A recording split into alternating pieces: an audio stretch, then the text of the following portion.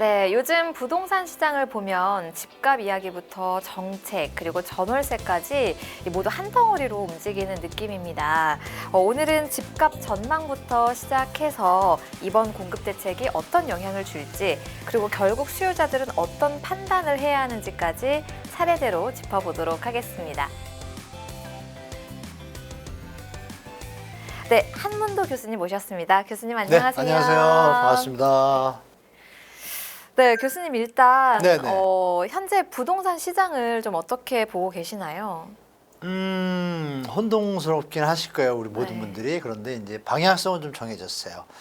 워낙 대통령이 워낙 신호를 많이 주셔가지고 실제로 시장의 반응이 주말 지나면서 좀 바뀌고 있어요. 근데 처음에 1월 25일이었죠? 그때 양도세 중과 종료 딱 대통령이 워딩 던지고 나서 네. 그리고 29일, 30일, 31일 연속적으로 그날은 일을 안 하시고 그냥 부동산만 트위터를 날리신 것 같아요. 왜냐면 워딩이 그냥 대충 쓴 게 아니라 생각을 많이 하고 쓰신 거예요. 그러니까 하루 종일 생각하시고 골라서 취사 선택해서 단어들을 나열하시는데 그것도 길어요. 쓰시다가 중간에 말이 길어진 것 같습니다를 본인이 쓰세요. 그 정도로 이제 부동산에 대한 어떤 의지? 이걸 보여주셨단 말이에요. 그래서 제가 느끼는 건 어떠냐면 제가 가끔 이제 자산가 VIP들 뭐 땡땡 뭐 보험 증권 이렇게 VIP 강의를 가끔 가요. 운 좋게 가는데 분위기가 달라요. 그러니까 여러분이 들어오셨던 문재인 시즌 2 이런 얘기가 없어졌어요. 근데 언론에서만 좀 그렇게 얘기를 하죠. 문재인 시즌 2라고. 실제로 자산가들은 이거 어떻게 해야 되지라고 약간 우리 무주택자분들이 집값 오를까봐 느끼는 포모 현상. 이거를 좀 느끼시는 걸 제가 보고 놀랐어요, 저도. 대통령이 어디 이렇게 강하구나. 그래서 실제로 시장이 어떻냐 데이터로 말씀드리면 사례를 말씀드려도 좋겠죠. 헬리오시티라고 송파에 있잖아요. 그게 5천 세대 좀 넘잖아요. 좀 넘는데 8천 마을. 거대한 세대인데 매물이 한 지금 820개가 나왔는데요. 그 중에 100개가 급매물이라고 아예 붙어서 나와 있어요. 호가도 당연히 내려갔고 개포동 같은 경우에도 개포동에 좀 신축 아파트 많잖아요. 뭐 프레이던스부터 한 서너 개 있는데 단지가 거기도 한 33억, 4억 찍었던 것들이 다 2, 3억 내려가지고 물건 나온 게 벌써 한 15건, 20건이에요. 주말에. 그 주말 사이에 다 나온 거예요? 네, 주말에 그러니까 한 2주 이제 열흘 버텼다가 주말에 이제 상황 파악이 된 거예요. 대통령이 계속 워딩을 던지니까 거기에 대해서 이게 그냥 말로 끝날 게 아니다. 거기다가 결정적으로 이재명 대통령의 커리어가 있잖아요. 하면 한다. 뭐 이재명 합니다. 뭐 대한민국 합니다. 근데 이게 사실 강력하게 지금 서서히 가랑비에 옷 젖듯이 모든 국민들뿐이 아니라 다주택자 자산가들도 전체 국가의 어떤 방향성을 잡고 가는 모습을 보니까 좀 신뢰도가 있어 보이는 걸 느꼈나 봐요. 시장이 이제 주말 기점으로 반응을 보였고 결정적으로 제가 볼 때 설 얼마 안 남았죠. 설 명절 지나면서 시장이 어떻게 될지가 나올 텐데 중요한 것은 그래봤자 다주택자 중과 종료가 딱 끝나면 어떻게 될까요? 5월 9일 이후에 바뀔 수가 있잖아요. 선거는 6월에 있고 그러면 우리가 알고 있던 친시장 기득권 카르텔 분들은 강력하게 또 펌핑 작업이 들어오겠죠. 영골 완 때처럼. 그런 모습이 연출되는데 현재 시장은 반응이 있다. 근데 이것이 얼마나 지속적일까는 여러분이 판단할 게 추가 대책. 이걸 봐야 될 것 같은데 그거에 따라 좀 향방이 정해질 것 같습니다. 현재 시장은 반응이 확실하게 주말을 기점으로 시장에 퍼지고 있다. 이렇게 말씀드리겠습니다. 그러니까 이제 관망을 하고 계시던 분들도 확실히 주말 사이에는 조금 많이 이제 내놔야겠다라고 하시는 분들이 많아진다라는 말씀이신 것 같아요.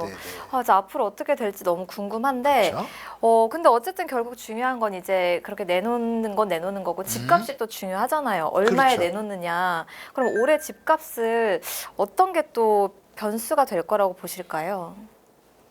우리가 아이한테 밥을 안 주면서 열심히 운동하라 그러면 운동하란 말은 맞잖아요. 근데 밥을 안 주면 운동을 어떻게 해요? 맞아요. 그런 것처럼 이제 부동산을 포함해서 자본주의에 있는 모든 자산 시장은 수요와 공급의 법칙이라는 게 있잖아요. 알프레드 마샬이 만든 물론 이제 if 가정법이 있어요.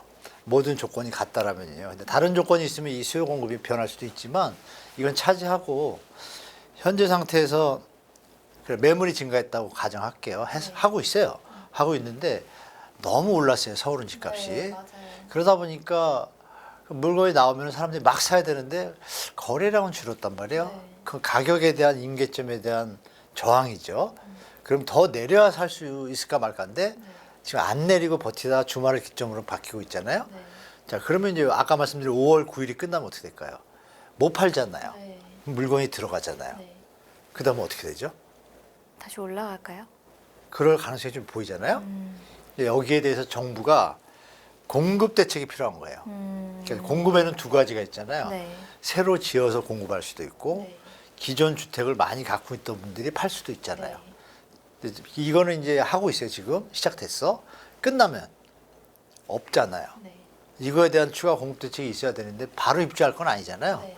그러다 보니까 이제 우리 20, 30, 40 분들은 40이면 한 30살 때, 20 후반때부터 10몇 년 동안 집값이 오른 걸 봤잖아요. 잠시 2022년도 조정받는 거 빼고는. 그러니까 30살까지 군대 갔다 오고 나서 취직 막 생활하는데 집값 오른 건 봤어요. 네. 그러니까 보이지 않는 포모 현상이 있죠. 그리고 여러 가지 조건들을 볼 때 부동산은 안전하다라는 네. 부동산 불패시나도 머릿속에 들어있고 네. 부모님들도 그렇게 얘기를 해왔고 결혼하면 집사 뭐 이런 얘기들이 이제 우리가 가스라이팅 당한 거죠. 어떻게 보면. 네. 정부가 정책을 잘했다라면 여러 가지 뭐 전세, 월세, 뭐 공공임대 정책이 잘 됐다라면 주거에 대한 불안감이 없으면 그렇게 막 포모 현상이 없었을 거예요. 그러니까 정부가 잘못한 거예요. 그럼 결론은 뭐예요? 공급 대책에 대한 신호가 정확히 와야 되는데 6만 원 대책 발표했잖아요. 네. 그리고 3기 신도시도 발표했어요. 했는데 다 4, 5년 뒤의 일이에요. 이 4, 5년이 너무 긴 거예요. 그렇죠. 2년이면 좀 어떻게 버티겠는데 결정적으로 네. 그럼 공급량이 충분해야 되죠. 근데 네. 충분할 건 같아. 3기 신도시 17만 원에다가 택지 개발주 가면 수도권만 25만 원이에요. 많이 또 부지 발표까지 하면은 35만 원, 40만 원까지 가요. 어마어마한 물량이죠. 그런데 언제 할지에 대해서는 지금 명료하게 나온 것도 6만 개밖에 안 되잖아요. 3기 신도시도 얼마 안 돼요. 중요한 건 4, 5년 뒤엔 나올 것 같아. 이 현재 정부를 봤을 때. 중요한 건데 얼마인데. 자, 공급이 중요하고 그다음에 분양가를 얘기해 줘야죠. 네, 맞아요. 역대 부동산 정책 중에서 제가 살아오면서 30년 했거든요, 부동산. 네. 다른 일도 많이 했습니다, 고전엔. 네. 많이 했는데 이 부동산 정책이 확실하게 시장에 국민들한테 신뢰를 받아가지고 네.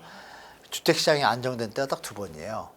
두 번인데 노무현 정부 때는 열심히 하셨으나 시기가 안 맞아서 경제 성장도 막 좋고 이럴 때고 소득도 네. 날 때니까 조금 미안의 성공이었다라면 노태우 그 전 정부가 있잖아요. 전 정부가 100만 원, 200만 원 공급을 했잖아요. 일기신들 포함해서. 그때 첫 해 발표했을 때는 효과가 안 먹혔어요. 계속 경제 발전하고 소득이 늘 때니까 집은 모자라고 서울로 몰려들고 그러니까 당연히 집값이 오르죠. 그때는 인구가 더 늘었겠죠. 막 짧은 시간에. 그 당시에 오르면 500만 원에서 1000만 되는데 뭐 15년 걸렸으니까 그럼에도 불구하고 분양가를 발표한 거예요. 네. 지금 시세가 만약에 3억인데 무조건 3, 4, 5년 뒤에 입주하거나 이런 분양들이 다 반값입니다. 이렇게 한 거예요. 그러니까 5억, 그러니까 지금으로 하면 10억짜리인데 5억에 분양한다는 거예요. 네. 그러면 내가 접근성이 있잖아요. 네. 5년? 4년 차부터 나온대. 그럼 지금 사면 바보 같잖아요, 괜히. 네. 뭔지 모르지만 손해보는 것 같아. 심리가 어떻게 돼요? 거꾸로 집 가진 사람들은 가만히 있어. 이거 지금 좋은 때인데 저게 나오면 내 것도 이렇게 되잖아요. 네. 그 심리가 합쳐져가지고 시장이 1998년 IMF 때까지 그냥 시장이 정말 안정했습니다. 자, 집값이 안정되니까 네. 돈들이 어디로 돌아요? 기업과 이렇게 건전한 데로 돌잖아요. 네. 내수가 살아나고. 네. 정말 좋은 거죠. 그때 성공했고 MB 때 2008년 글로벌 금리가 터졌잖아요. 네. 그러니까 터지니까 건설회들이 정신이 없으니까 있던 집 지려고 했던 땅조차도 지금 막 집을 못 짓고 돈이 뭐 유동성이 없으니까 네. 부도나고 파산하고 막 이랬잖아요. 그러니까 2008년, 9년, 10년 동안 집을 못 줬단 말이에요. 그러니까 2008년부터 시작해서 3년 차면 10년, 11년부터 입주할 물량들이 적어지죠. 10년, 11년, 12년, 13년 적어지잖아요, 물건이. 네. 근데 이때 집값이 어땠어요? 올라가죠. 올라가야 되는데 안 올라갔어요. 아, 그래요? 왜? 그때 제가 너무 어려서 그 여러분들이 기억이. 많이 들어보시던 보금자리 주택 아시죠? 네네. 그때 발표한 거예요. 아. 보금자리 주택을 2009년도에 발표를 할 때 어떻게 발표했냐? 그 호수도 여러분들 다 기억 안 날 거예요. 뭐 여러분들은 더 기억 안 날 거고 젊은 네. 분들은 5060도 잘 기억 안 나요. 보금자리만 기억나. 그리고 또 한 가지 기억나는 게 뭐냐? 반값 아파트. 이 단어만 기억나요. 왜? 세곡 내곡동. 와, 너무 좋죠. 강남구 세곡동 내곡동인데 그 당시에 뭐 송파나 이쪽 잠실 강남구의 평당 시세가 2,500에서 3,000이었어요. 그럼 국민평형 32평, 34평이 9억 5천에서 10억 정도 할 때예요. 근데 이거를 1,200만 원에서 1,300만 원에 분양하겠다고 못을 박아버려요. 오! 3, 4년 기다릴 가치가 있네. 내가 왜 비싼 집을 사? 네. 저 자리가 더 좋네? 막 이렇게 되는 거죠. 네. 입지도 좋고. 기다리잖아요. 파는 사람들은. 빨리 팔아야겠다 하니 가격이 어떻게 돼요? 조정되면서 계속 하락하고 횡보하고 이렇게 오다가 제가 제일 개인적으로 싫어하는 정치적인 건 아닙니다. 박근혜 대통령 시절에 빚내서 집사라가 시작됐잖아요. 그러니까 정부가 마음을 먹으면 네. 집을 잡을 수도 있다는 얘기예요. 집값을. 두 가지가 됐죠. 분양가, 공급. 그다음에 이제 보유세입니다. 네. MB 때 이렇게 집값을 낮추니까 우리 뭐 정치랑 부동산 막 이렇게 연결되고 뭐 선거 자금 뭐 후원하고 막 이런 거 있잖아요. 네. 그러니까 이제 부자들이 이제 MB한테 뭐 할 거 아니야. 그러니까 MB가 또 딱 사탕을 당근을 줬어요. 그게 뭐냐? 여러분이 많이 들으시는 장특공제. 집을 가지고만 있어도 40% 양도세를 감면하고 보유하면 80% 세금 내는 게 거의 없어. 기본공제 또 빼고 이러면 껌값만 세금 내는 거야. 버는 거에 비해서. 그러니까 조금 덜 비판한 거예요. 레거시나 기득권들이. 네. 그러니까 MB가 어떻게 보면 양동작전을 잘 쳤죠. 그러니까 결론은 뭐예요? 그게 세금이잖아요. 네. 그런데 이번 정부의 대통령은 지금 다르잖아요. 네. 샐러리맨들도 칼같이 또박또박 뛰는데 맞아요. 왜 그 많은 돈을 벌었는데 불로소득 그것도 자기들이 한 게 뭐 있어요? 없잖아요. 정부가 서울 강남이 이 뽕밭일 때 네. 제가 어릴 때 그 아버님 따라서 마포에서 배 타고 넘어가 그랬어요. 그럼 아버지는 장화 신고 저는 맨발이에요. 우리 때는 맨발 많았거든요. 네. 고무신 신고 막 이렇게. 저도 뭐 운동화도 신어봤고 하지만 근데 가보면 다 진흙볼판이에요. 그리고 저기에 교육개발 하나 건물 하나 있고 음마아파트 딸렁 하나 이거 봤었어요. 저 그때. 근데 그게 이게 어떻게 발전했죠? 국민의 세금을 모아서 도와줬잖아요. 네. 근데 무슨 이상한 소리들 하세요. 그죠? 그럼 보유세를 정상적으로 내야 될 거 아니에요. 잘 벌면. 왜? 자기 혼자 잘 사는 게 아니잖아요. 더불어 살잖아요. 아니면 알라스카 가서 혼자 살든지 제 생각에. 네. 그럼 결론은 나왔죠. 적정한 보유세 부담 안 되는 선에서. 근데 지금은 그게 너무 낮아요. 전 세계 OECD 중에서 네. 뭐 중간도 안 돼요. 네.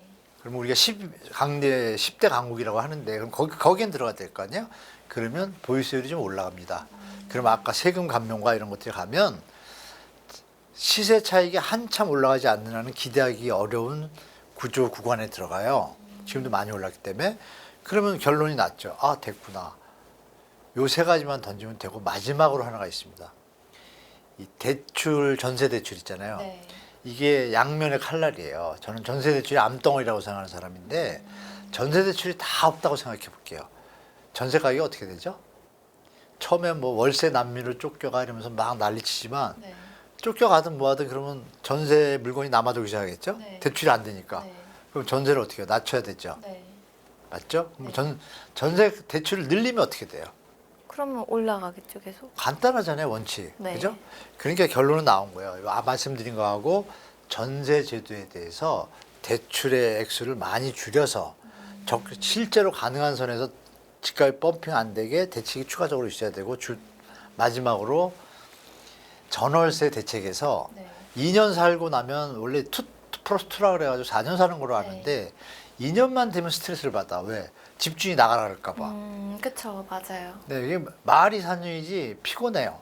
그러면 애초에 그 실거주 예외 조항을 빼면 어떻게 돼요? 편하잖아요. 심리적 안정과 전세 시장의 안정을 취할 수 있잖아요. 이런 전월세 대책에 대한 젊은이들이나 신혼부부들, 무주택자들한테 안정감을 줘야 자꾸 오르고 이런 쏠림 현상을 막을 수가 있어요. 그래서 이렇게 5가지를 하면 저는 새로운 미래가 펼쳐질 거라고 믿고 있습니다.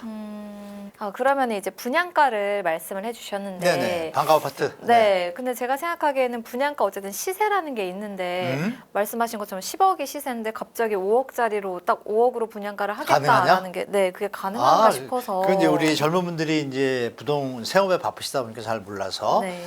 최대한 여러분들이 알아들 수 있게 설명할 텐데 네. 부족하면 댓글 달아주시면 제가 다시 한번 올릴 텐데요. 네. 땅이 있어요. 네.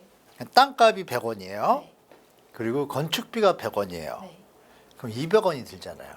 그러면 이익은 좀 남아야 되잖아요. 네. 보통 우리가 이익률이 30%면 정말 좋은 기업이고 보통 뭐 10에서 15%잖아요. 10% 더하면 얼마예요? 200원에 10%니까 220원에 분양하면 되네요. 네. 그죠? 네. 남잖아요. 네. 이걸 누가 하죠? LH가. 그죠? 자, 근데 LH가 하는 데는 어디예요? 땅이. 공공부지 뭐 이런. 주로 공공주택특별법이라는 게 있어요. 네. 그러면 국가의 주거복지 안정을 위해서 헌법에 나와 있는 주거복지 안정을 위해서 23조당 나와 있잖아요. 네. 그걸 위해서 정부가 공공을 위해서 네. 주택 주택 공급을 할 때는 그린벨트건 뭐건 이 토지 보상에 관한 법률에 의해 가지고 수용하면서 사업을 할 수가 있어요. 근데 그때 가격, 땅값, 아까 땅값 100원, 네. 가격이 중요하겠죠? 네. 근데 그 가격이 아까 제가 말씀드렸잖아요. 신도시는 대부분 그린벨트가 7, 80% 모인 데서 네. 기존 주거지를 중심으로 해서 연결해서 교통편을 연결해야 되니까 합니다. 네. 그러면 보통 20, 30%가 기존 주거지고 7, 80%가 이제 그린벨트나 이런 것들이에요. 그러면 뭐 일반 기존의 주택 가격을 산입한다 그래도 1.1, 2배 올리면 되거든요. 그런데 그린벨트의 땅값이 얼마냐? 이게 중요하잖아요. 예를 들어서 강남의 세곡 내곡동이 지금 뭐 15억, 20억 막 하잖아요. 네. 막 토지 임대부도 그렇고. 근데 거기 땅값이 지금 1,000만 원입니다. 근데 강남은 지금 1억 5천 2억입니다. 10분의 1이에요. 자, 됐죠? 서리풀지구 예를 들어 드릴게요. 서리풀지구 들어보셨죠? 서리풀지구가 이제 2만 세대 계획인데 서리풀지구의 지금 공시 가격이 제곱미터당 330만 원이에요. 한 평에 1,000이에요.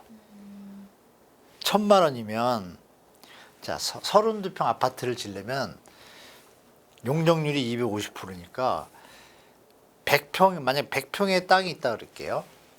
가격으로 해야 되나? 더 쉽게 하려면 그런 자 땅을 1,000만 원에 샀어요. 네. 그러면 용적률이라는 개념이 있는데 그거 상관없이 땅을 1,000만 원에 샀으니 땅값으로 30평을 지르면 어떻게 되죠? 한 평에 1,000만 원이니까 30평이면 얼마야? 3억. 요즘 건축비가 얼마예요? 평당 800만 원이에요. 800만 원. 이거를 부대시설 막 다 하고 막 요새 좋은 아파트 진다면 한 1,000만 원 불러요. 근데 우리는 완전 좋지 않아도 괜찮은 아파트면 되잖아요. 커뮤니티고 800 잡아서 30평 하나 얼마예요? 2억 38? 4천. 2억 4천. 조금 좋게 집시다. 그러면 3억 잡읍시다. 네. 자, 그러면 얼마예요? 6억. 땅값 3억. 이거 6억? 6억이죠. 근데 네. 땅에다가 한 집을 짓는 게 아니라 두 집을 짓는데 그게 용적률이에요. 200%. 300%면 3층. 네. 자, 점점 싸지죠? 네, 네. 자, 하나만 줘도 6억이에요. 그죠? 그래. 7억 합시다. 7억. 그래. 7억이요. 강남 시세 얼마예요, 지금? 다 아시잖아요.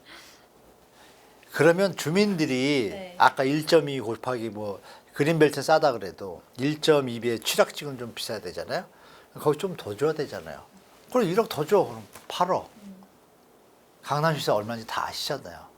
서리풀은 무조건 반값이에요. 안 하면 이거 데모해야 돼요, 청년들이. 나왔죠? 중요한 건 이제 신도시예요. 신도시는 자 건축비가 3억 정도 든다고 그랬잖아요. 좋게 해서. 근데 건축비가 3억이니까 시세가 얼마인데 주위가 6억인 데도 있고 7억인 데도 있고 10억인 데도 있는 거예요. 그러니까 여기는 딱 반값이 될 수가 없어. 시세가 워낙 낮으니까.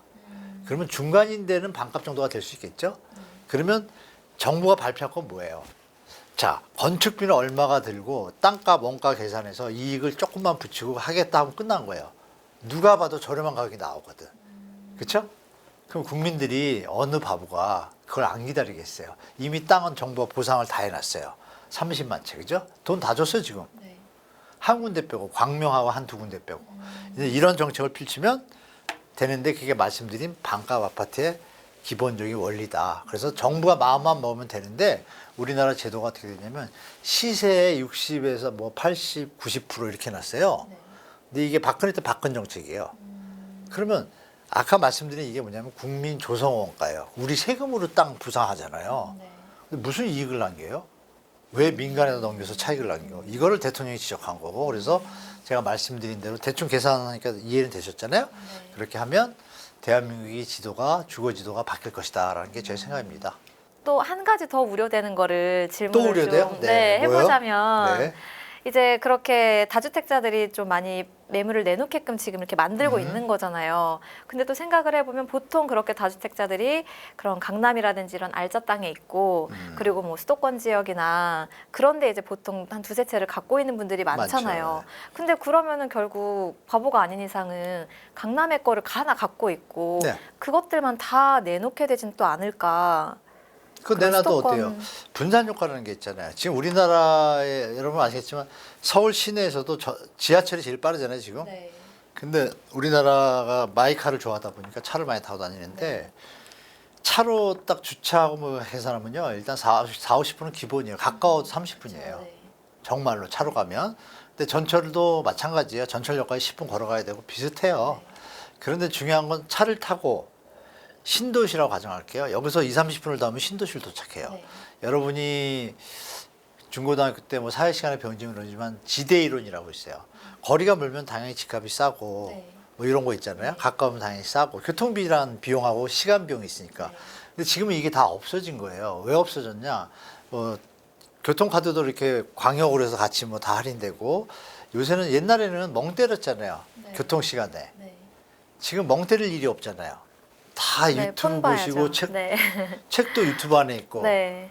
그 버리는 시간이 없는 거예요. 네. 그 예전하고 지대 이론이 약간 바뀐 거예요. 그렇다면 바보가 아닌다면 투자와 투기, 시세 차익을 노리지 않는다라고 가정을 하면 신도시에 사는 게 지금 더 쾌적하고 효율적이에요. 제가 볼 땐 그렇습니다. 네. 개인적으로. 신도시는 식당 갈 때 5분, 10분이면 다 가요. 도로가 잘 돼 있어. 제가 저 강남에 한 10몇 년 살아서 아는데 네. 밥 먹으러 가기 싫을 정도예요. 아, 맞아요. 차 너무 많고, 맞아, 네, 복잡하죠. 주차하고 뭐 이거 일단 2시간, 3시간 걸려요. 네. 이런 차이점을 생각하면 여기 뭐 차이가 뭐냐. 지대 이론에 입각해서 봤을 때 거리가 우린 다른 나라보다 가까워요. 그럼 여기서 답 나왔죠. 정부가 광역 교통망만 제대로 잘하면 이거 많이 해소될 거라고 봐요. 여러분 용서 고속도로라고 들어보셨죠? 네. 용인 서울 빵 뚫어주니까 네. 용인 집값이 좀 올라갔잖아요. 맞아요. 네. 그거 얼마든지 아세요? 잘 모르잖아요. 저는 그걸 이제 맨날 하니까 알잖아요. 정부가 마음만 보면 빵빵 뚫으면 돼요. 용서고속도로라고 1조 들었어요. 8,900억인가 들었어요. 근데 거기 집값은 어떻게 돼요? 안정되고. 또 분산 효과가 있잖아요. 네. 아니 여기가 10억인데 용인이 5억이래. 교통이 좋아졌어? 가만히 있어. 절로 가서 5억을 금 투자하고 채권 투자할 수 있잖아요. 네. 이런 신생 자산가들이 요새 많아요. 특히 금천구, 구로구, 관악구, 양천구 있잖아요. 네. 이쪽에 있던 분들이 지금 인천, 막 김포로 빠진 분들 많아요. 신혼세대, 뭐 애기 한둘. 여기서 하나의 문제가 걸리죠. 교육. 네, 맞아요. 그러면 정부 할 일은 딱 정해졌잖아요. 도로 놓고 네. 학교 좋은 거 분교를 세우든 딱 이것만 하면 끝나요. 강남에 여러분 그렇게 사람들이 미분양 나고 안 올 때 뭘 했냐. 강북에 있는 좋은 학원들을 강제로 옮겼어요. 물론 군부 시절이었지만 네. 지금도 가능하지 않아요? 균형 발전이라는 큰 타이틀 아래 그죠? 앞으로 시내나 학원도 못생기게 하고 좋은 학원이 절로 가면 세금 면제해주고 이거 왜 못해요? 그래서 제가 볼 땐 그런 방향으로 대한민국이 가야 된다라는 게 제 생각인데 이거 정치하시는 분들이 모르겠어요. 이번 대통령이 좀 원칙을 잘 하고 계시니까 이런 것들도 저도 얘기하지만 청년들도 자꾸 뭐 댓글로 올리고 이러다 보면 움직이지 않을까요? 네, 저는 그렇게 좀 기대해 봅니다. 네. 네, 자 그럼 이제 이런 상황들을 좀 종합해서 볼 때 올해 집값 흐름은 결국 어떻게 될 거라고 보시나요? 정부가 어떻게 발표하느냐 추가 대책 여기에 달렸습니다. 그럼에도 불구하고 방향은 정해졌거든요. 그리고 결정적으로 여러분 10년 뒤에 우리나라의 인구 지형이 상당히 바뀝니다. 중장기적으로 집값이 유지되기 어렵다는 건 다 아실 거예요. 아시는데 그래서 뭐 서울만 살아남다고 하는데 다시 한번 말씀드리지만 일본의 신간센과 우리의 광역과는 차원이 다릅니다. 가까워요 우리는. 네. 마음만 먹으면 바로 속도냅니다. 2, 30분이면 되고. 그래서 차이점이 뭐냐면 집값 흐름이 지금부터 한 2, 3년? 네. 아까 말씀드린 2008년 글로벌 금융위기 때 견소사들이 어렵고 유동성이 없다 보니까 착공을 못하는 그런 기간들이 있어요. 항상. 근데 그 기간이 2026, 7, 8년 중반까지 가요. 이때까지가 지금 제가 볼 땐 피크 장을 될 것 같아요. 근데 이것조차도 지금 너무 그 사이에 1년 사이에 그 오세훈 시장 제가 개인적으로 참 섭섭한데요. 네. 생뚱맞게 왜 그걸 2월에 그걸 해제해가지고 이 거품을 일으켰는지 모르겠어요. 거품이잖아요, 누가 봐도. 저는 그렇게 아무런 이유가 없잖아요. 집값이 오를 이유가. 이런 부분에서 집값 흐름이 더 이상 유지되기 힘든 거는 하나의 거래량에서 나타나잖아요. 거래량이 감소하고 있어요. 비싸니까 못 사니까. 네. 그러면 이제 대체제가 있어야 되는데 없으면 간무에 콩 나서 한 사람씩 사도 뭐 유지가 되려고 애를 쓰지만 결국은 주식시장에 보면은 거래량 없는 상승은 꺼지는 시장의 페이크 현상이라고 하잖아요. 네. 데드캣 바운스처럼. 네. 그러니까 조심하셔야 되고 그래서 집값 흐름은 중장기적으로는 하향 쪽으로 갈 것은 뭐 명확해 보이는데 앞으로 3, 4년, 2, 3년이 지금 20, 30, 40들이 제일 이 멘탈적으로 좀 힘든 시기예요. 그래서 정부의 정책을 잘 보시고 가셔야 되는데 5월 9일 이후로 판이 바뀔 것 같아요. 5월 9일 전에 좋은 대책이 나오면 지금까지 말씀 나눴던 그런 대책들이 논리 정연하게 국민들한테 그래서 공감할 수 있게 나온다면 주택시장은 하반기부터 좀 안정적인 국면으로 갈 수도 있다고 저는 보고 지방선거가 이제 끝날 거 아니에요. 네. 끝나고 나면 조금 그런 텀이 있겠지만 집권 여당에다가 대통령에다가 다수당에다가 지방선거까지 만약에 더 이긴다라면 네. 이 정부는 대통령의 뜻에 따라서 갈 가능성이 너무 높잖아요. 네. 공급 대책을 했을 때 지자체가 인허가권을 갖고 있어서 방해를 하거든요. 어디라고 제가 얘기하기면 뭐한데 협조할 거 아니에요. 뭐 이런 판이 완전히 양극화됩니다. 그래서 지방선거 결과를 보시고 네. 여러분들이 이럴 경우에는 와 이건 좀 믿을만하다고 한 1년 기다려 보시면 좋을 것 같고 지방선거가 만약에 뭐 이렇게 한쪽으로 완전히 안 가고 분산된다 그러면 아 정부의 모습을 좀 더 좀 응원하시면서 지켜보시면 좋겠다라고 말씀드리고 다주택자분들은 자산 관리를 하는 게 맞다고 봅니다. 지금 시점에서 제가 30년 부동산 했다 그랬잖아요. 네. 드실 만큼 많이 드셨거든요. 드셨고 그렇죠. 네. 신생 영끌하신 분들은 과욕일에서 지금 약간 물린 분도 계시지만 네. 지금은 제가 볼 때 그 PIR 지수라는 여러 지수 있잖아요. 네. 이게 오버슈팅 나 있어요. 정말 위험한 때라고 말씀드리니까 정부 대책 보시고 집값 흐름에 대해서 저는 장담하지 못하지만 대책에 따라 방향성이 정해지겠다 말씀드릴게요. 네, 결국은 그래서 이제 저희의 응원과 또 이제 정부 이런 정책 쪽에서도 확실하게 조금 밀고 나가는 이런 게 좀 같이 이루어져야 될 것 같습니다. 교수님 일단 네. 조금 전세가 지금 어쨌든 줄어들고 월세가 좀 늘어나는 흐름이잖아요. 이거는 네. 이제 잠깐 나타나는 흐름일까요? 아니면 앞으로도 좀 이어질까요? 이어질 것 같습니다. 어, 이어지는 이유는 간단합니다. 그 월세와 전세 가격이 지금 사실 자기 자본 갖고 하시는 분도 계시지만 네. 좀 고가 지역, 선호 지역들은 네. 7, 80%가 다 전세 대출이 껴 네, 있습니다. 네, 그래서 전세 대출의 금리가 낮지가 않나요, 지금 요즘. 그러면 우리가 상식적으로 콩나물이 이 집은 100원이고 저 집은 120원이면 어떤 거 살까요? 당연히 100원짜리 사죠. 그러니까 우리 현명한 수요자들은 그 계산을 합니다. 계산을 하는데 이게 이제 월세 비중이 늘어났던 기사들 많이 보셨을 거고 그 원인은 다 아시잖아요. 전세 사기에서 출발하거든요. 네. 그래서 고가 주택 같은 경우는 좀 덜합니다. 전세 가격이 낮을 땐. 그런데 이제 중위 가격이나 이 수준 가면 전세 가격이 갑자기 70%, 80%막 이렇게 더 올라오기 시작해요. 근데 여기에 그러면 매매가랑 차이가 없잖아요. 네. 근데 얘 월세를 계산해 보면 이게 한 4, 5%, 3, 4% 돼요. 그럼 계산해 보니까 월세가 조금 비싼 거예요. 별 차이가 없어. 근데 월세와 전세 차이가 뭐죠? 생활할 때 우리가 주거 안정의 측면에서 보면 전세는 필요비 유익비라고 있어요. 예를 들어서 전등이 나가면 네. 전등을 내가 갈아야 되고 자기가 하면서 가야 돼요. 네. 근데 월세는 모든 부분을 임대인이 관리하게 돼 있어요. 네. 법에. 네. 이걸 이제 필요비라 그래요. 근데 살다가 전세 사는 사람이 여기가 지금 약간 망가졌어요. 불편해. 네. 고쳐야겠어. 네. 근데 주인이 안 고쳐준다 그러면 어떻게 되죠? 어쨌든 내가 고치게 되겠죠? 그때 돈이 너무 들어. 네. 그럼 피곤하니까 그냥 놔두고 불편하게 살아야 돼요. 아, 그쵸. 네. 그럴 그쵸? 수도 있고, 네. 근데 월세는 안 해주면 바로 타겟이 돼요.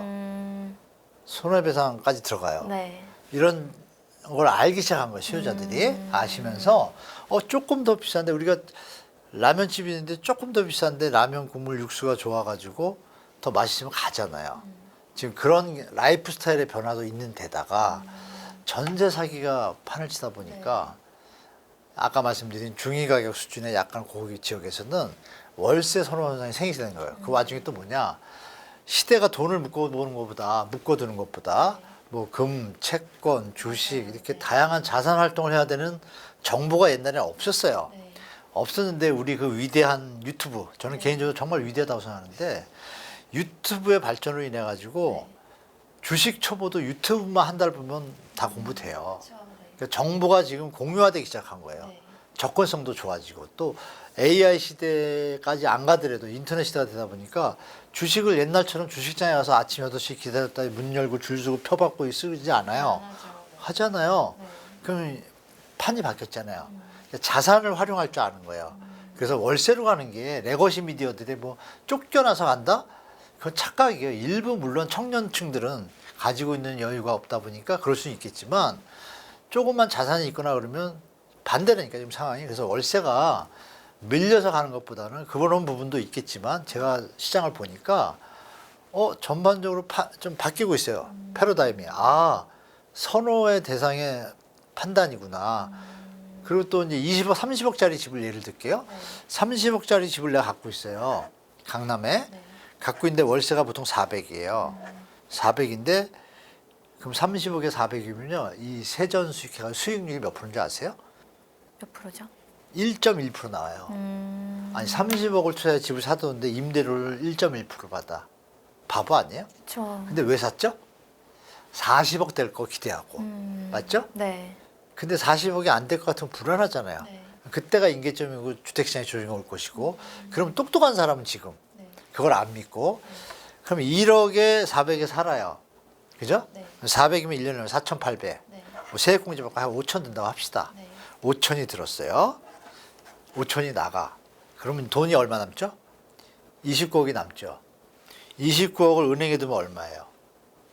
VIP니까 30억이라고 가정할게요. 그냥 1억 빼고. 30억이니까 3%면 얼마예요? 9천만 원이에요. 네. 여기 계산 나오지 않아요, 벌써? 그냥 월세 살고 29억을 돈을 두면 돈을 더 벌잖아요. 그럼 자, 얘가 10년 뒤에 30억짜리가 40억이 됐다 그럴게요. 자, 여기서 이건 안 오를 수도 있잖아요. 근데 얘는 또박또박 돈이 들어오죠. 5천씩. 네. 그죠? 복리까지 하고 나면 10년이면 얼마예요? 한 7억 되겠죠, 기본으로. 여기 집값 내리면 어떻게 돼요? 1초? 네, 1초. 여기는 내려도 상관없죠? 네. 자, 이런 분들이 강남에 많이 생겼습니다. 그 이름이 일명 강전파. 뭐 조폭이 아니라 강남 전세 월세파. 이런 부분들이 많이 생기기 시작했어요. 실제로. 제가 소득자 자산가들을 많이 만나거든요. 네. 그분 여러분 미국에 PRR이라고 있어요. PRR. PRR. PIR은 많이 들으셨죠? 네. PRR. PRR은 뭐냐면 렌트비, 1년의 렌트비 대비 집값의 비율이에요. PIR은 소득 대비 집값의 비율이잖아요. 그죠? 내가 1년에 1억을 버는데 집값이 10억이면 PIR이 10인데 이렇게 계산하잖아요. 그러면 PRR은 연 임대료가 뭐 1억을 내요. 그거에 대한 집값의 비율이에요.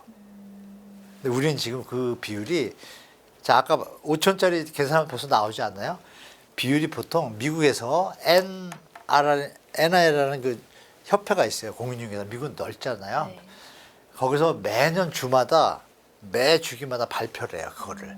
그게 무슨 신호냐? 집값이 너무 올라가서 임대료하고 수익률이 안 맞는 계절. 그러니까 우리가 주식을 말하면 오버슈팅 한 거죠. 그러면 그냥 임대로 사는 게 더 유리한 거예요. 그 수치가 30입니다. 원래는 15부터 계산하는데 30이면 무조건 임대를 살아라요. 강남 일대와 뭐 마영성 이때가 지금 그 PRR의 수치가 얼마냐면요. 60에서 80입니다. 미친 거죠. 그러니까 외국인 사람, 그러니까 우리나라 그 뭐 강남에 집 사는 사람들 보면 지금 뭐 미국 사람 샀다는 뉴스는 별로 없고 중국, 뭐 러시아, 뭐 이런 것만 가끔 뜨잖아요. 그것도 시켜서 살 수도 있어요. 보도가 바로바로 나오면 그럼 여기서 계산이 나오죠. 아 그러면 전세 월세 어떤 현황이 그러니까 우리는 전세만 문제인 거예요. 전세 사시는 분들이 전세 대출을 받아서 2+2에서 그 트라우마 요것만 문제니까 이거를 정부가 잘 헤아리면 되고 지금 질문 주신 거에 대해 답변이 길었지만 요점은 패러다임이 바뀌고 있다는 걸 머리에 두시고 레거시 미디어에 무조건 월세 난민 이것도 일부는 맞지만 전체를 일반화시키면 안 된다. 정확하게 보시면 좋을 것 같습니다. 네. 물론 어려우신 청년 세대 막 사회 초입으로 들어오신 분들은 월세가 부담이 되는데 그분들 말고 또 어느 정도 10년 차가 되면 그때부터는 자산 활동이 되거든요. 이런 거 같이 보시기 좀 바랍니다. 그래서 월세가 쫓겨나서 가는 게 아니라 지금은 선택 사항이다라고 좀 말씀드릴게요. 네. 근데 이제 제 주변의 친구들을 좀 이야기를 해보자면 네. 이제 결혼을 하고 집을 구할 때 네. 당연히 이제 아까 일부에서도 말씀하셨지만 우리나라는 좀 집을 사야 된다라는 얘기 있다고 하셨잖아요. 근데 이제 집을 사기에 너무 비싸다 보니까 월세랑 전세 중에 고민을 하다가 전세는 돈이 묶여 있으니까 그래서 월세를 사는 친구들이 조금 있더라고요. 스마트하죠. 네, 근데 이제 그러면은 그 친구는 이제 앞으로는 어떻게 될지 전월세 시장이 어떻게 될지 이거에 따라서 그것도 좀 궁금해요. 그럼 그 친구가 어떻게 될지요? 아니면 그러니까 시장 그런 속에. 친구들과 같은 사람들이 많잖아요 요즘에. 네. 이제 그러니까 어떻게 그분이 될지. 월세를 간 이유는 뭐예요? 정확하게. 돈을 묶어두지 않기 위해서. 묶이지 않기 위해서. 그럼 네. 나머지 돈은 어디다 쓸까요? 이제 자산 활동을 하겠죠. 그렇죠. 그게 더 수익을 창출할 수 있다면 성공인 거고, 네. 그죠? 근데 전세는 좀 아닌 것 같다고 판단한 분들이 많다 이거죠, 저런 네, 분들이. 네. 그거 현명한 거 아닌가요? 그러니까 이제 그런 그 친구들이 이제 이 공급 대책으로 어떤 집값에 따라서 집을 그러면은 사게 될 수도 있잖아요. 당연하죠. 네, 그래서 이제 그런 영향이 어떻게 될지. 자산 활동, 그러니까 주택 시장이 안정된다라는 신호를 받으면 네. 바로 집을 살까요? 아니면 비트코인이나 주식이나 이걸 공부할까요, 사람들이? 주택 가격이 안 오를 것 같아. 언제든지 살 수 있어. 그럼 계산기 두드리겠죠. 내가 공부를 많이 뭐 이렇게 주식이나 이런 자산 활동을 많이 안 하는 분은 내가 버는 급여가 충분해. 나는 안정적으로 집에 살. 이분들은 집을 선택하겠지만 나는 자산을 좀 분리하겠어. 화폐 가치가 떨어지니까 이분들은 집을 억지로 살라 그럴까요? 올라가니까 따라가서 산 건데. 그러니까 이거는 이제 시대 흐름에 좀 보셔야 될 것 같아요. 왜냐하면 지금 여러분들이 잘 아시는 것처럼 100년 만에 보복관세 제도가 시작되잖아요. 100년 전에도 스마트 원리법으로 해서 전쟁이 나고 이랬잖아요. 그리고 공황이 오고 그랬잖아요. 약간 뭐 지금 돈이 너무 풀렸고 여러 가지 뭐 시끄럽잖아요. 그다음에 그 돈이 묶여 있다는 건 약간 위험 부담이 좀 있긴 있죠. 그러나 그럼에도 불구하고 인플레이션 해지라는 이 자본주의가 낳은 이상한 패러다임 때문에 헷갈리고 있잖아요, 다들. 그러니까 지금은 적정한 때가 뭐냐? 지금처럼 자산 배분 포트폴리오를 맞추는 거예요. 현금이 유동성이 있어야 돼요. 그게 제일 최고예요, 지금. 왜? 리스크가 있는 시대니까. 그러면 유동성을 갖고 있으려면 어떤 기회가 왔을 때 어마어마한 기회를 활용할 수 있는 여유가 생기잖아요. 근데 묶여 있으면 리스크를 그대로 받아야 되고 유동성이 없으면 좀 어려운 상황도 있을 수 있잖아요. 그래서 친구분의 선택은 지금 전 탁월하다고 좀 말씀드리고 싶고 이게 좀 뭐 냉전이나 이런 시끄러운 게 끝나고 나면 그땐 다시 한번 또 포트폴리오를 짜야겠지만 지금 현명하다고 생각해요. 사례를 하나 들면 변호사분 제가 아는 분이 계신데 강남에 집값 많이 올랐을 때 2021년도에 팔았어요. 팔고 바로 월세로 가더라고. 전세를 안 가요. 그 돈 갖고 뭐예요? 아는 게 있으니까. 또 VIP급이니까 뭐 은행에서 뭐 이렇게 VIP 프로그램 있잖아요. 안전하게 자산. 그렇게 자산을 불려나가요. 그러니까 이런 분들이 지금 많아지고 있다. 다시 말씀드리지만 유튜브의 혁명이 이제 그 기득권과 VIP뿐이 아니라 일반 대중에게도 미국처럼 일반화되기 시작했다는 걸 우리가 인지해야 될 필요가 있어요. 그래서 지금 3040 분들이 정말 조심해야 될 게 20년 뒤에 한번 생각해 보세요. 집값이 어떻게 될지. 아찔할 겁니다. 20년 뒤에는요, 지금 결혼한 쌍이 저희 때 50만이었어요. 그리고 요새 20만이에요. 반토막 나는데 30년 걸렸어요. 그죠? 네. 한 세대. 그러면 30년 뒤에 10만 쌍으로 줄여야 되잖아요. 네. 2033년이면 몇 년 남았죠? 33년이면 한 7, 8년 남았죠? 7, 8년? 네. 그때 벌써 12만으로 줍니다. 어... 결혼 쌍이. 어마어마한 일이 벌어지고 10년마다 지금 29세에서 45세 핵심 네. 연령, 네. 집사는. 이분들의 연령이 100만 명씩 줄어요. 그래서 음... 여러분들이 잘 좀 장기 시계로 보시고 판단하실 필요가 있다. 물론 서울의 희소성, 이건 어느 나라나 뭐 저 아프리카 가도 부유한 사람들이 모여 사는 데는 비싸요. 그걸 자꾸 일반화시키지 말고 다시 말씀드리면 대한민국 국토가 좁다고 평생 교육받았잖아요. 네. 도로만 잘 놓으면 네. 여기까지 얘기하면 이해되시겠죠? 이런 긴 장기적인 안목을 가지시고 대처하셔야 된다. 지금까지 당한 건 어떻게 보면 정부와 기득권의 가스라이팅에 젊은이들이 피해를 봤거든요. 지금 그거 끌려가가지고 가실 필요 없고 좀 판단을 좀 냉정하게 하실 때다라고 좀 말씀드리고 싶어요. 저는 개인적으로. 네. 근데 그럼 제 친구 얘기를 또 하자면 그 네, 친구가 또? 이제 돈을 네. 묶어놓은 거 플러스 그러니까 묶어둔 이유는 집값이 내려갔을 때 결국은 집을 살려고 그렇게 월세를 잠깐 산다는 생각으로 산 그걸 예금으로 거였거든요. 갖고 계세요?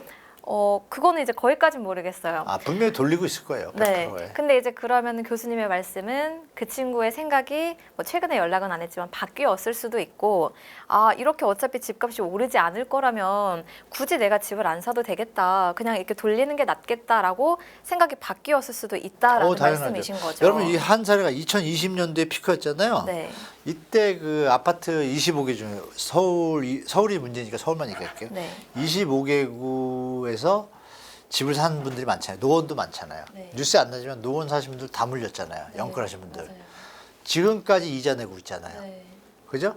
근데 집값이 회복했어요? 안 했어요? 네, 맞아요. 지금 8개구, 9개구, 엊그제까지 25개구 중에 9개구만 전고점을 회복했다고 하는데 그것도 통계 착시예요. 이 삼성 주가가 오르면 다 오른 것 같잖아요. 네. 다른 건 안 올랐잖아요. 그런 것처럼 우리나라 주택 시장도 그렇게 통계가 나와요. 그러니까 엘스가 오르면 딴 아니잖아요. 그러면 보이지 않게 여러 지금 주택을 매수한 2020년도, 19년도 하신 분들이 네.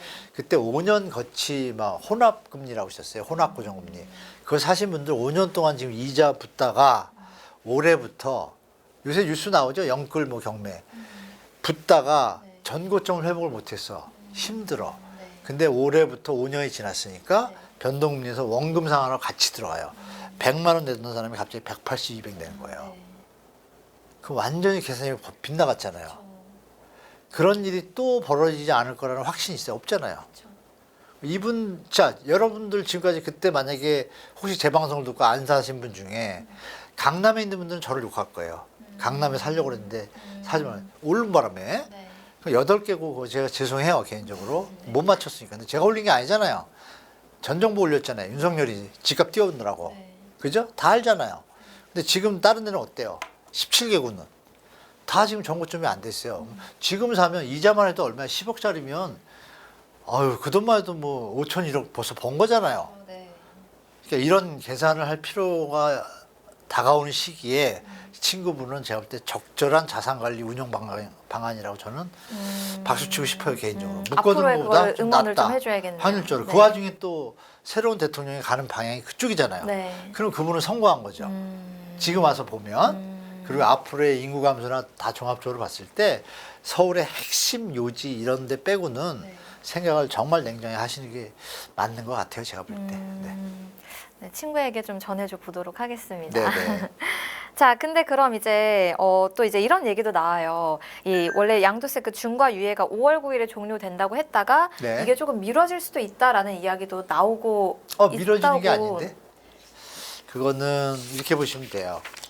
원래 세금에 대한 부분은 이제 우리가 부동산을 사거나 세금을 매길 때도 잔금일과 네. 등기일 중에 빠른 거를 선택해요. 네네. 내가 돈을 냈는데 돈을 내면 내 거잖아요. 네. 등기만 안 했을 뿐이야. 네. 돈을 다 안 냈는데 등기를 했다는 건 뭐야? 돈을 주겠다는 얘기잖아요. 네. 그러니까 이거 그 날짜에 빠른 거로 정하거든요.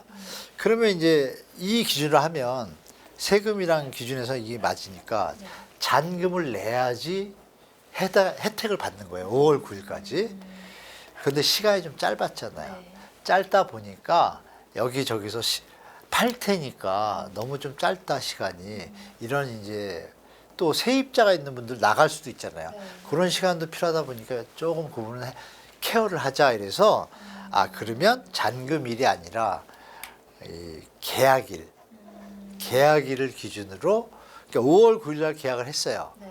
그러면 잔금을 3달 뒤에 할 수도 있잖아요. 네, 맞아요. 그러면 더하면 3단 8월 9일이 되잖아요. 그러니까 일부 지역은 이렇게 해주고 또 일부 조건은 또 6개월까지 네. 계약을 하고, 그러니까 이거를 뭐 늘려준 거라기보다는 파는데 편의를 봐줬다 이렇게 보시면 될 것 같아요. 그러니까 그런 식으로 어쨌든 좀 매물이 나올 수 있도록 좀 유도했죠. 네, 그렇죠. 유도를 좀 시간을 해주셨- 충분히 주고 퇴로를 열어준 거죠. 그런 차원이지 네. 옛날 정부처럼 뭐 또 흐지부지 늘어주고 이런 개념이 전혀 아니다. 차원이 좀 다른 것 같다 좀 말씀드릴게요. 그럼 어쨌든 그렇게 좀 유연하게 해준 게 이 네. 전월세 시장에는 또 어떤 영향을 미칠 수 있을까요? 이게 슬픈 얘기인데 네. 물론 좀 대책을 좀 만들고 있는데요. 네. 예를 들어서 임대사업자 중에 8년 임대, 4년 임대라는 게 있어요. 예전에 박근혜 정부 때 또 만든 건데 만들어서 이제 문재인 정부 때 혜택을 이제 늘렸잖아요. 근데 문재인 정부 때 8년 임대, 4년 임대 혜택을 이제 확대하면서 사람들이 많이 샀어요. 그랬다가 문제가 생겨 혜택이 너무 많아. 취득세도 감면해, 재산세도 감면해, 팔 때도 감면한데. 그러니까 너무 이거 혜택이 많은 거 아니냐. 그래서 막 사다 보니까 매물 잠김이 더 벌어진 거예요. 그러니까 그때는 양도세 중과 유예 종류를 중과를 딱 던지고 오는 게 17년 8위 대책이에요. 중과니까 팔아라 막 그랬는데 갑자기 세금 내기만 한가 이러는데 그해 같은 12월 2일 날 임대사업자 혜택 제도를 발표를 해요. 그 사람들이 똑똑하잖아요. 그러면 이거 안 팔고 임대사업자로 넣으면 되겠구나. 그래가지고 매물이 더 잠긴 거예요. 거기다 집을 더 사가지고 실수한 거죠. 정부 정책이 뭐 이랬는데 자 지금은 어떤 상황이냐면 이제 중과로 인해 가지고 현재 살고 있으면 사람들이 지금 막 내보내려고 그래요. 네. 왜? 내보내야 집을 팔아요. 그쵸. 정부가 먼저 던진 정책 있잖아요. 네. 규제 지역을 묶은 바람에 토지 거래를 묶고 조정을 묶은 바람에 집을 사는 사람이 6개월 내에 전입을 해야 돼요. 그러면 내가 만약에 5개월 남은 세입자가 있으면 이건 팔 수가 있어. 팔아도 그 사람이 6개월 안에 들어올 수 있으니까. 그러면 8개월 남은 사람은 어떻게 해요? 못 들어오잖아. 이게 약간 딜레마에 빠지니까 어떻게 돼요? 주인은 팔려면? 그래서 요새 이사비 3천, 5천 얘기가 나오는 거예요. 내가 지금 시세 차익이 막 10억이 남았어. 3천 줘도 남아. 그러니까 내보내는 거야. 쫓아내는 거라고 볼 수는 없죠. 협의에 보내는 거니까. 근데 그분은 다른 데를 구해야 되잖아요. 이제 이런 현상이 어떤 전월시장에 악영향이 왔냐면 다주택자가 그렇게 많다는 게 증명이 된 게 일부 지역들에서 보통 이제 매매 물건하고 전세 물건이 반반 정도예요. 매매가 좀 작거나 한 단지에서 뭐 만약 20개다 그러면 많으면 전세가 15개로 줄고 매매가 25개 늘었다가 매매가 15개나 뭐 전세가 20 이렇게 왔다 갔다 이 정도예요. 근데 최근에 매물 상황이 어떠냐면 갑자기 이게 어떻게 바뀌었냐. 36, 7개가 매매, 두세 개가 전세 이런 데가 단지가 엄청 생겼어요. 그래서 대통령이 국무회의 때 얘기한 거예요. 세입자 있는 이것 때문에 이제 갑자기 전세 시장에 상승 압박이 생기니까 이건 미리 했어야죠, 사실. 저는 사실 말씀드렸었는데 미리 준비를 못하고 요번에 국무회의 때 얘기했어요. 며칠 전에 세입자가 들어있는 다주택자 물건에 대해서 보완 대책을 강구해라. 세입자도 피해 안 가게 다주택자도 팔고 싶은데 못 팔잖아요. 근데 이걸 누가 못 팔겠어요? 정부가 했잖아요. 웃기잖아요. 이거 고쳐야죠. 그래서 대통령이 빨리 인식하고 국무회의에서 바로 뭐 누구라고 얘기 못하지만 어디 방송에서 한 얘기를 막 들으시고 바로 딱 한 거예요.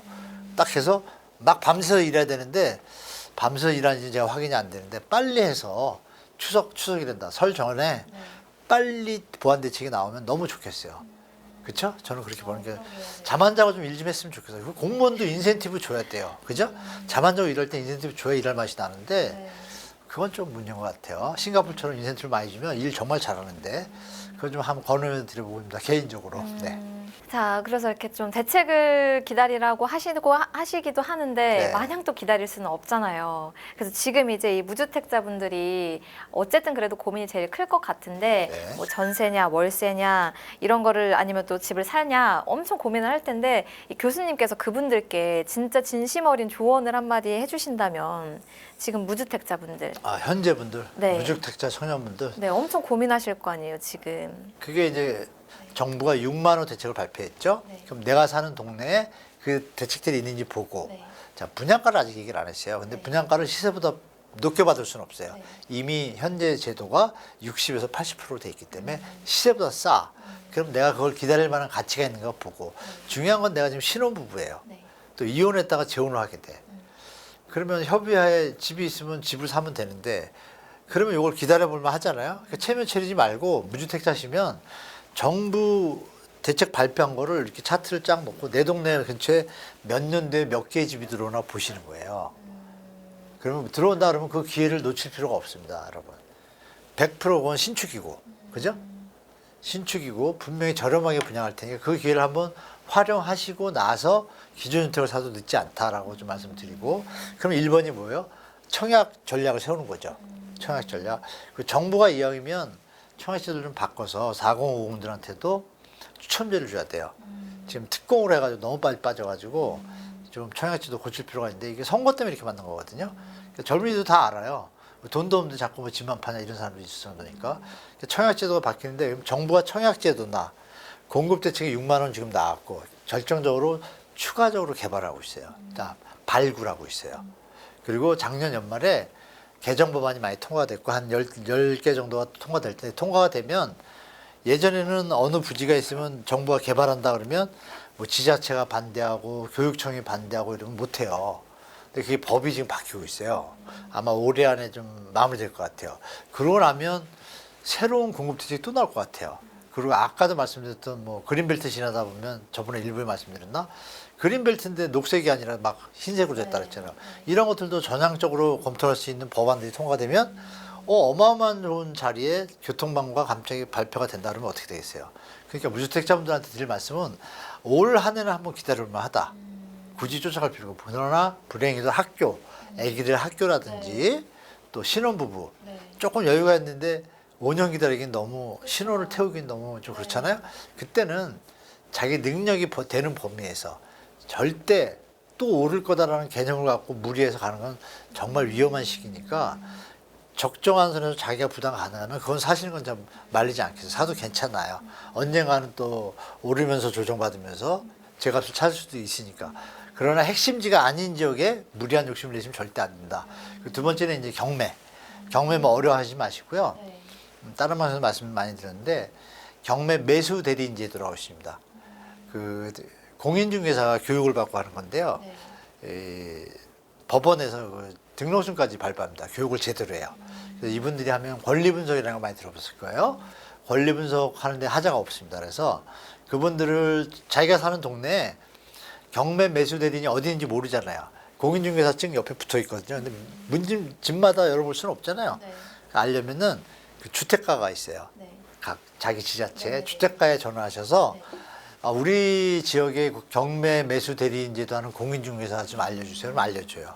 만약에 그 어떤 데는 이제 그 부서가 아니면 다른 부서 하거든요. 그분들 리스트를 받아서 내 동네 가까운 데 가서 그분한테 부탁하면 경매를 조금 수고비 일반 회사보다 훨씬 적게 뭐 교육 안 받아도 되고 그러면 내 집 마련의 기회가 지금 경매 물건이 불행히도 좀 많이 나오고 있거든요. 그래서 그것도 활용하시는 것도 두 번째 내 집 마련 방법이다 이렇게 말씀드리고 세 번째는 아까 친구분처럼 자산을 활용하시면서 좀 기다리는 방법도 있다 이렇게 좀 말씀드릴 수 있겠네요. 네. 우리 유주택자분들은 지금 혼동스러울 거예요. 근데 대비하셔야 될 게 뭐냐면 선진국들은 그 유주택자분들이 아셔야 될 게 선진국으로 갈수록 보유세가 조금 높아지고 거래세가 낮아집니다. 인구 감소 현상은 기본적이고 출산율이 떨어지니까 그럼 정부에서 세원 마련의 개념에서 볼 때 안정적으로 세원을 유지하려면 보유량에 비해서 거래량이 한 10% 정도 돼요. 전국적 전 세계적으로 10에서 20%. 그러면 5배 효과가 있잖아요. 갭으로. 그러니까 보유세를 조금만 5분의 1만 올려도 이 거래세의 수익 효과가 있어요. 그러면 보유세가 부담이 안 되게 차등해 가지고 잘 조정을 하면 거래가 점점 감소해가지고 수입이 주는 걸 막을 수가 있고 보유의 부담을 느낄 정도는 아니지만 어느 정도의 그 개핑 역할을 하면은 이 가지고 있는 분들이 무작정 뭐 기다리면서 가기에는 좀 부담이 됩니다. 특히 올인해가지고 막 투기하는 분들 있잖아요. 막 대출 엄청 받아서 이분들은 부담을 느낄 수밖에 없어요. 근데 그런 투기를 또 없앨 수도 있잖아요. 근데 그런 방향으로 갈 수밖에 없어서 우리나라도 국토부가 9월에 재정기획부하고 용역을 발주했어요. 그러니까 12월 1월에 한 번 나온 걸 알고 지금 또 하고 있어요. 그러면서 최근에 나온 말씀들이 있잖아요. 유주택자분들이 잘 아셔야 될 게 거주 비거주가 지금 양도세에서 좀 얘기가 나왔는데 이 표현을 잘 해석하셔야 됩니다. 저는 이제 그 워딩을 여러 번 봤는데 거주 비거주의 차이점을 여러분 생각해 보십시오. 비거주 하는데 집을 가지고 있다. 이건 목적이 뭘까요? 투자죠, 투자. 네. 네. 여기서 재밌는 얘기입니다. 국토부 관계자들은 이렇게 합니다. 그거를 지금 돈이 없어서 전세로 사뒀다가 돈을 모아서 들어가려고 한다라고 표현하는 국토부 관계자를 봤어요. 일반 국민들과 모든 정상적인 분들은 그건 투자라는 거 다 알아요. 네. 그렇죠? 네. 웃기죠? 네. 그러면 유주택자분들은 이 분위기에서 판단할 게 뭐예요? 아, 앞으로 정부의 방향은 정해졌구나 라고 유추가 가능하잖아요. 그러면 예전처럼 무리하게 집을 샀다가 보유세 부담 때문에 경멸당할 수 있는 거예요. 잘못하면. 그러니까 무리한 투자는 주의하셔야 되고 현재 다주택자신 경우에는 양도세 중과에 대해서 좀 판단하셔야 되잖아요. 네. 자, 그럼 내가 들고 가야 된다고 나는 이게 더 오를 것 같아. 이번 정부 끝나고 다음 정부에 바뀌면 또 바뀔 거야. 이러잖아요. 여기서 제가 미리 좀 말씀을 드리면 그 부분에 대해서 또 이번 정부가 또 얘기를 해놓은 거예요. 뭐라고 그랬냐. 자꾸 시행령 갖고 정부가 바뀔 때마다 세금을 왔다리 갔다리 하니까 시장이 혼돈스럽다. 이거를 최대한 법제화해서 못 고치게 만들겠다. 이런 얘기가 나왔어요. 그럼 예측되잖아요. 아, 그러면 특히 우리나라의 보유세 이 비율이 선진국에서 지금 낮잖아요. 네. 그럼 가는 방향이 지금 보이잖아요. 자, 중요한 건 여러분 5년 전만 해도 보유세 얘기가 나오면 문재인 정부 때 난리 났어요, 시장에. 근데 5년 전에는 여러분 코로나가 없었습니다. 그죠? 7년 전에.